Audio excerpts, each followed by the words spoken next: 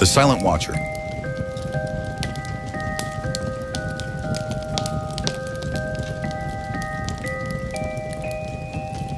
The road leading to the forest was nothing more than a winding dirt path, barely visible through the overgrowth. Mark kept his hands firm on the wheel, his knuckles pale against the steering wheel as the truck bounced over uneven terrain. We hadn't seen another car in hours, not since we'd turned off the last paved road and entered the wilderness. That was exactly the point. The deeper we went, the farther we left civilization behind, and that was the appeal. A week-long camping trip, completely off-grid, no cell service, no distractions. Just us, the trees, the river, and the endless quiet of the forest. As we reached our destination, the late afternoon sun cast long, golden rays through the thick canopy. We parked near a small clearing, unloaded our gear, and took in the surroundings. The forest was beautiful. Towering pines stretched into the sky, their needles forming a soft carpet beneath our boots. The air was crisp and smelled of damp earth and moss. The only sound was the distant rushing of a river, hidden somewhere beyond the trees. It was perfect. By the time we had set up camp, the sun had dipped below the horizon, and the sky had turned a deep shade of blue. The fire crackled, sending warm, flickering light over our tent and the surrounding trees. We sat around it, eating, laughing, talking about everything and nothing. It was the kind of peace I had been craving for months. That was, until the sound came. It was subtle at first, just the occasional rustling in the underbrush, the kind you'd expect from small animals scurrying through the leaves. But then it changed.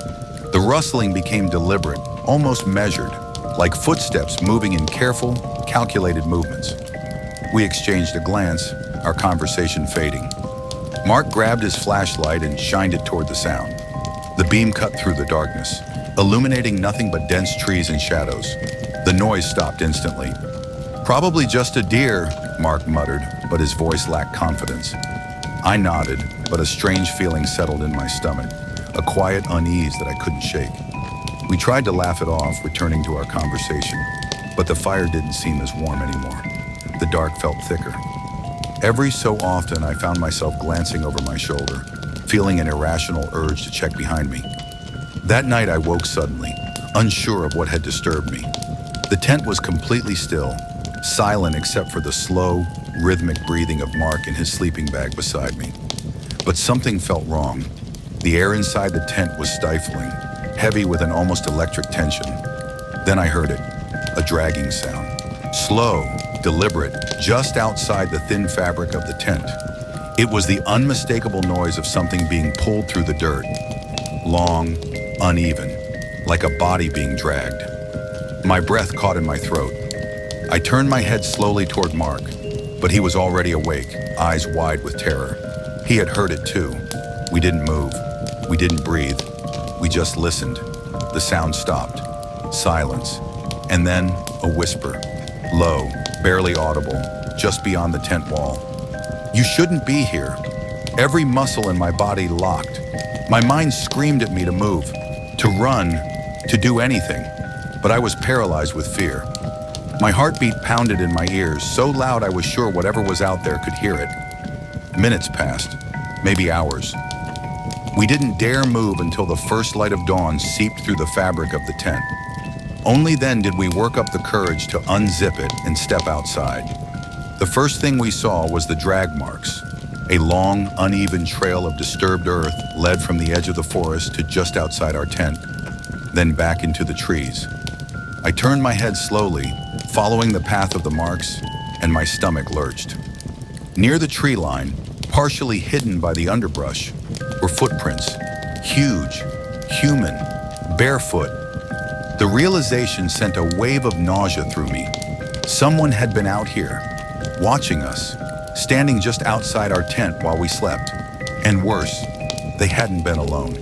The logical part of my brain told me to pack up, to leave, to get the hell out of that place.